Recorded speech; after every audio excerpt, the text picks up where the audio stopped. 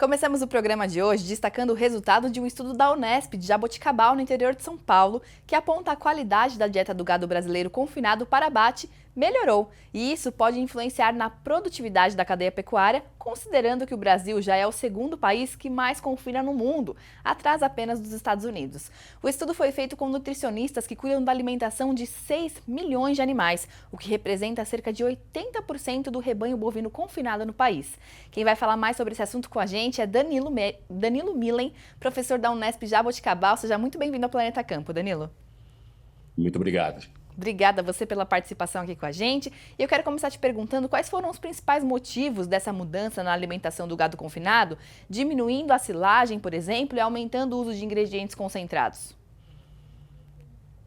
Os principais motivos dessa melhora na qualidade do alimento se deve principalmente à aplicação de tecnologias. Não só aplicação de tecnologias nutricionais, pela melhora do processamento dos alimentos que vão ser fornecidos, mas também melhoras estruturais e de equipamentos. Por exemplo, os vagões de mistura, os misturadores melhoraram muito nos últimos 15 anos nos confinamentos do país. Que bacana. E explica pra gente por que essa mudança é tão positiva, quais que são os efeitos para a produtividade, para a rentabilidade? Todas essas mudanças, elas são positivas porque o boi, como todo animal ruminante, não evoluiu para comer ingredientes concentrados, não evoluiu comendo grãos, por exemplo. Mas a gente sabe que, por outro lado, a inclusão de grãos nas dietas dos animais faz com que eles ganhem peso mais rapidamente, atinjam o ponto de abate de forma mais rápida. E aí todo o investimento feito pelo confinador, pelo produtor, retorna mais rápido. Mas, obviamente, que no meio desse caminho ele tem que ser eficiente, tem que aplicar técnicas adequadas, tanto de nutrição, quanto de manejo, quanto também cuidado sanitário, para que, obviamente, o objetivo seja atingido. Com certeza, é um conjunto de práticas que fazem a diferença, né, Danilo? Agora, quais são os principais ingredientes concentrados que mais estão sendo utilizados na dieta do gado confinado? Olha só, desde a primeira vez que a gente conduziu esse levantamento junto aos nutricionistas, os grãos de milho moídos estão sempre em primeiro lugar. Ou seja, o milho, o grão de milho, é o principal ingrediente na dieta dos animais de confinamento. Mas nessa última versão desse levantamento, dessa pesquisa que a gente fez, aparecem alguns coprodutos da agroindústria com grande destaque, como, por exemplo, o DDG, que é um coproduto das usinas que produzem etanol com uso de milho. Ou seja, a gente sabe que hoje em dia tem vários projetos de produção de etanol, não apenas com cana-de-açúcar, mas com uso de milho. E aí esse DDG é um coproduto que sai dessa indústria e o gado consome esse produto e aumentou muito o uso desse produto e ele está aí não na mesma proporção que o milho, mas já ocupa porção significativa da dieta. E isso traz qual tipo de benefício aí para a alimentação dos animais, especificamente? Esses coprodutos, pensa só o seguinte, né, que esses coprodutos, se os animais, se os ruminantes ou se os bovinos aí, que são os ruminantes maiores, não consumissem, esse produto poderia se tornar um problema ambiental.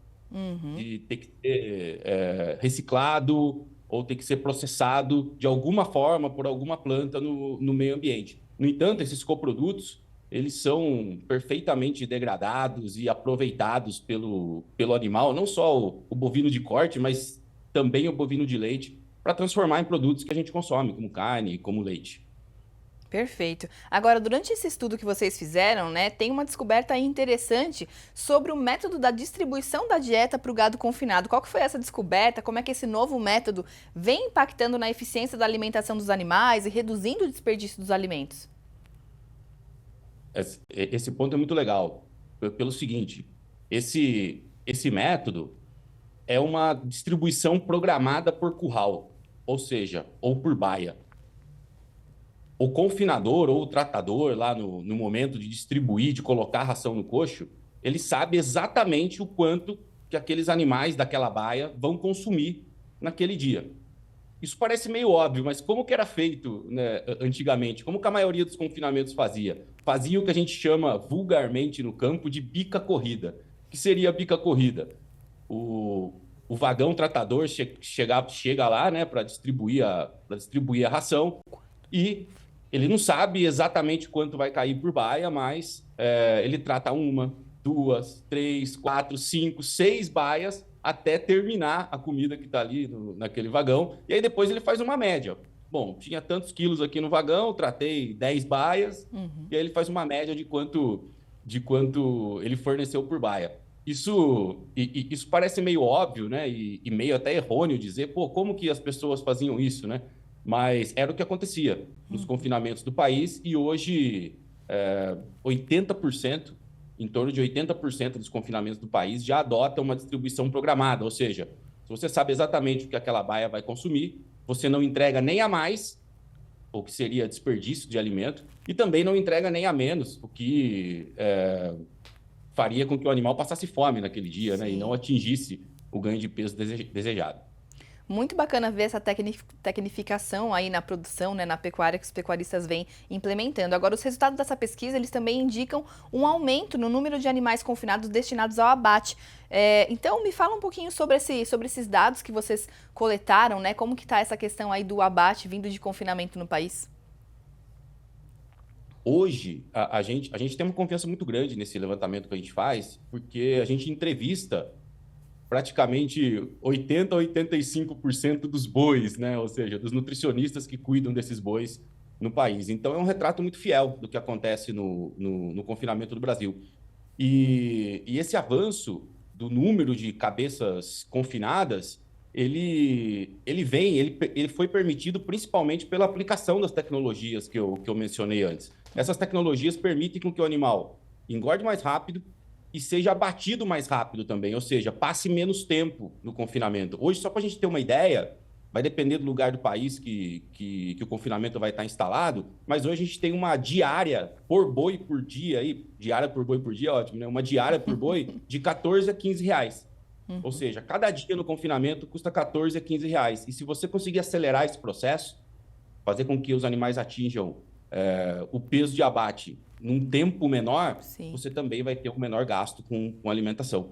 Muito bacana. E isso diminui o ciclo produtivo do animal, o que traz também benefícios ambientais e também aí rentabilidade para o produtor. Danilo Milen, professor da Unesp Jaboticabal, desculpa te interromper, a gente já está encerrando, mas se você quiser complementar alguma coisa rapidamente? Eu acho que o confinamento traz um efeito ambiental também legal, né? Pelo animal ser abatido mais cedo, ele também tem menos oportunidade na vida para expelir gases de efeito estufa. Então, o confinamento também traz esse impacto ambiental que seria positivo, tirar o animal do ambiente antes que ele contribua mais com gás de efeito estufa. Tá certo, perfeito, é isso mesmo. Muito obrigada, professor Danilo, pela sua participação aqui com a gente no Planeta Campo. Obrigado. Obrigada mais uma vez. Planeta Campo, patrocínio. JBS, há 70 anos alimentando o que alimenta o mundo. UPL, reimaginando a sustentabilidade. Apoio SLC Agrícola, produzindo com eficiência e sustentabilidade. Infinity, gestão de resíduos. Associação Brasileira dos Criadores de Zebu, a BCZ de todos.